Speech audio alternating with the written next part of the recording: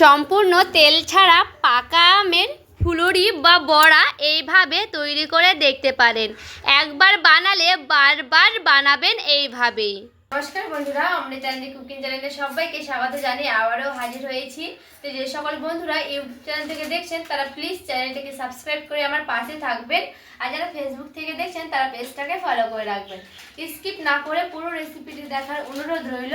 তো চলুন রেসিপিটি শেয়ার করা যাক। সবার প্রথমে লাগবে পাকা আম। তো এখানে আমি আম নিয়ে নিয়েছি, তো আপনারা চাইলে কম বেশি করে নেবেন। তো আমটাকে আমি ধুয়ে নিয়েছি, তো এবার আমি কেটেও নিচ্ছি আমটাকে।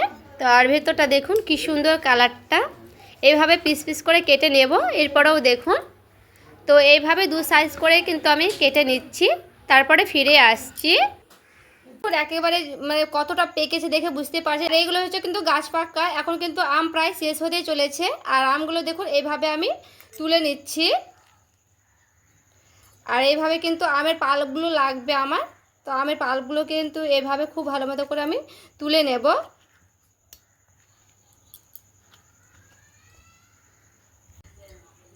এরপর দেখুন আমের পাল্পগুলো কিন্তু আমি নিয়ে নিয়েছি, এরপরে ঢাকা দিয়ে দিচ্ছি। খুব সুন্দর করে একেবারে পেস্ট করে নেব। এই যে দেখুন বন্ধুরা, খুব সুন্দর একটা পেস্ট করে নিয়েছি। কত সুন্দর দেখুন কালারটা দেখতে কতটা সুন্দর লাগছে। এরপর আমি ঢাকা দিয়ে এটাকে সাইডে সরিয়ে রেখে দিচ্ছি। দেখুন আমি একটা কড়াই বসিয়ে নিয়েছি। কড়াইয়ে এখানে আমি দিয়ে দিচ্ছি এই বাটি মেপে 2 থেকে আড়াই বাটির মতো চালের গুঁড়া। তো চালের গুঁড়োটা হালকা করে কিন্তু ভেজে নেওয়ার চেষ্টা করবেন, এতে করে বেশি ভালো হবে। কিন্তু 2 থেকে 3 বাটি মতো নিয়েছি। এরপরে 1 বাটির মতো নিয়ে নিচ্ছি সুজি। আমি কিন্তু এখানে গ্যাসের আজ মানে জ্বালিয়ে নিয়েছি গ্যাসটাকে। এরপরে আমি এইভাবে খুব সুন্দর করে চালেরটার সঙ্গে আর সেই সুজিটার সঙ্গে এইভাবে একটু নাড়াচাড়া করে নিচ্ছি, কারণ চালের গুঁড়াটা হালকা করে ভেজে নিলে বেশি ভালো হবে। তো প্রায় আমি 1 মিনিটের মতো একটু এইভাবে ভেজে নেব। এরপর আমি 1 মিনিটের মতো কিন্তু ভেজে নিয়েছি, আর দেখুন এইভাবে কিন্তু ভাজতে ভাজতে দেখুন ঝুরো ঝুরো হয়ে যাবে। তো প্রায় 1 মিনিট ভেজে নিলেই কিন্তু হয়ে যাবে, বেশি ভাজা দরকার নাই, যেন কাঁচা গন্ধটা চলে যায়। তার জন্য কিন্তু এইভাবে 1 মিনিটের মতো ভেজে নিলে হয়ে যাবে। তো এটাকে আমি নামিয়ে নিচ্ছি। দেখুন কড়াইটা কিন্তু আবারও নিয়ে চলে এসেছি। এরপরে আমের পাল্পগুলোকে দিয়ে দিচ্ছি। এরপরে পাল্পটাকে দেখুন খুব সুন্দর করে এইভাবে আমি নাড়াচাড়া করে নিচ্ছি। তো এই পাল্পটাকে কিন্তু আমি 1 মিনিটের মতো একটু এইভাবে নাড়াচাড়া করে নেব। পরে ওই বাটি মেপে আমি 2 বাটির মতো দিয়ে দিচ্ছি মিষ্টি মানে চিনি।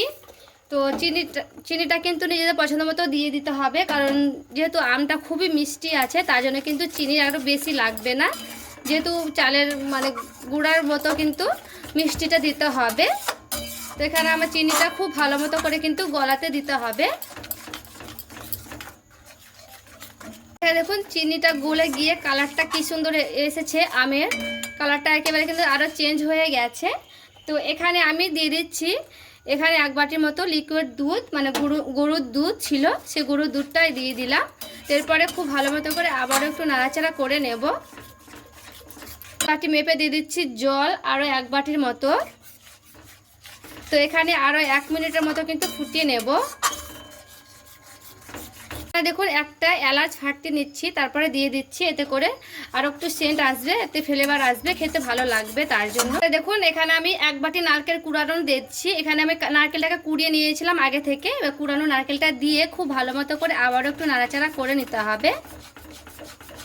কুড়ানো নারকেলটা দেওয়ার চেষ্টা করবেন, এই নারকেল গুঁড়োটা দিয়ে আরও কিন্তু খেতে ভালো লাগবে তেল ছাড়া বড়াগুলো। তো এইভাবে খুব সুন্দর করে দেখুন আবারও আমি নারকেলটা দিয়ে খুব সুন্দর করে নাড়াচাড়া করে নিচ্ছি। এরপরে দেখুন যে আমি মানে আটা চালের গুঁড়াটা আর সুজিটা ভেজে নিয়েছিলাম, এরপরে এইভাবে অল্প অল্প করে দেব, আর এইভাবে অল্প অল্প করে আস্তে আস্তে আমি নাড়তে থাকবো। তো দেখুন আবারও কিন্তু এই হাত দিয়ে দিচ্ছি, আর এইভাবে কিন্তু আমি নাড়তে থাকছি।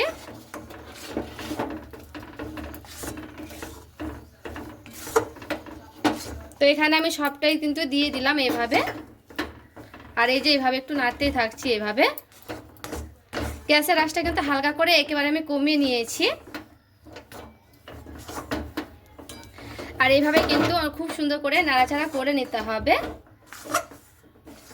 এখানে দেখুন আমি থালাতে ঢেলে নিলাম সে কড়াই থেকে। এরপরে খুব ভালো মতো করে দেখুন হাত দিয়ে এভাবে আমি মিশিয়ে নিচ্ছি। আর এখানে দেখুন একেবারে কিন্তু যেহেতু শুকনো শুকনো ছিল তার জন্য কিন্তু আমটা কোটাটায় লাগেনি সেই চালের গুঁড়া ও সুজির সঙ্গে। তো একটু হাত দিয়ে কিন্তু সুন্দর করে এভাবে ডলে নিতে হবে, এতে করে পুরোটাই কিন্তু মিশে যাবে। আর যেহেতু এখন গরম গরম রয়েছে তো এভাবে কিন্তু খুব সুন্দরভাবে চালের গুঁড়াটা আর সুজিটা কিন্তু মানে সেদ্ধ হয়ে যাবে এতে। তো এইভাবে কিন্তু আমি খুব ভালো মতো করে 2-3 মিনিট একটু নাড়াচাড়া করে নিচ্ছি। এখানে বন্ধুরা প্রচুর পরিমাণে কিন্তু গরম আছে, গরম অবস্থাও কিন্তু আমি খুব সুন্দর করে এইভাবে মানে মিশিয়ে নিচ্ছি। দেখুন এইভাবে গরম গরম অবস্থায় কিন্তু মিশাতে হবে, এতে করে ভালো হবে। নাহলে কিন্তু শক্ত হয়ে গেলে অতটা হবে না, মানে শক্ত হয়ে যাবে যখন। তো এভাবে খুব ভালো মতো করে প্রায় 2-3 মিনিট আমি করে নিচ্ছি, দিয়ে একটা ডোয়ের আকারে পরিণত করে নেব। আর এই যে দেখুন বন্ধুরা খুব সুন্দর একটা ডো হয়ে গেছে। আর দেখুন হাতে আমি হালকা করে ঘি বা তেল লাগিয়ে নেবেন। তো এখানে আমি কিন্তু হাতে করে তেল লাগিয়ে নিয়েছি। তো এইভাবে গোল গোল করে নিচ্ছি সুন্দর করে।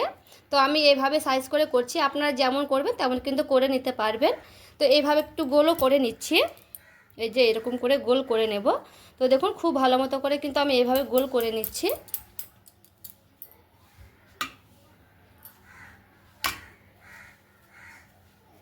তো সবগুলোই কিন্তু এইভাবে করে নিতে হবে। তো আমি সবগুলোকে এইভাবে কিন্তু করে নেব। আর এইভাবে অবশ্যই একবারও বাড়িতে ট্রাই করবেন। আর এখানে দেখুন বন্ধুরা সবগুলো কিন্তু খুব ভালো মতো করে আমার করানো হয়ে গেছে। তো খুব সুন্দর করে কিন্তু গোল করে নিয়েছি। আর দেখুন কতগুলো হয়েছে দেখে বুঝতেই পারছেন। এইভাবে কিন্তু আমি এক হাতে খুব ভালো মতো করে কিন্তু গোল করে নিয়েছি। যদি এক হাতে না হয় তাহলে কিন্তু 2 হাত লাগিয়ে কিন্তু গোল করে নিতে পারবেন। তো এগুলো কিন্তু আমার পুরোপুরি রেডি হয়ে গেছে। এখানে দেখুন কড়াইয়ে কিন্তু আমি আগে থেকে জল গরম করতে দিয়ে দিয়েছি। এরপরে দেখুন একটা আমি ফুটো ফুটো থালা নিয়ে নিয়েছি। তো আমার পুরোপুরিভাবে কিন্তু জলটা বাষ্প উঠতে লেগেছে দেখে বুঝতে পারছে। এরপরে আমের তেল ছাড়া বড়াগুলো এভাবে দিয়ে দিচ্ছি, বড়া বা ফুলুরি। তো এইভাবে কিন্তু আমি খুব ভালো মতো করে দিয়ে দেব। দেখুন গোটাটাই কিন্তু ফুটো ফুটো জায়গাগুলোতেই দিতে হবে, কারণ ভাপে নিতে হবে খুব সুন্দর করে। দিচ্ছি ঢাকা, কারণ বাষ্প যেন না বেরিয়ে যায় তার জন্য কিন্তু এইভাবে আমি ঢাকা দিয়ে দিলাম। ঢাকা দিয়ে 2-1 মিনিট একটু ফুটিয়ে নেব খুব সুন্দর করে জলটাকে। এরপর আমি ঢাকনাটা খুলে নিচ্ছি। আর দেখুন খুব ভালো মতো করে কিন্তু ভাপিয়ে নিয়েছি। আর দেখে বুঝতে পারছেন খুব সুন্দর করে কিন্তু ভাপানো হয়ে গেছে। তো এটা ঠান্ডা হয়ে যাক, তারপর আবারও নামিয়ে নিচ্ছি, তারপরে দেখাচ্ছি। আর এই যে দেখুন নিয়ে চলে এসেছি আমের বড়া বা ফুলুরি তেল ছাড়া। আর এই যে দেখুন কতটা সুন্দর লাগছে, নরম তুলতুলে হয়েছে, ভাপিয়ে নেওয়ার কারণে কিন্তু দারুণ হয়েছে।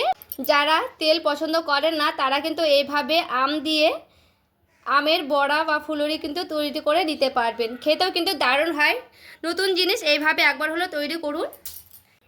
আর দেখুন আমি একটা ভেঙে দেখাচ্ছি।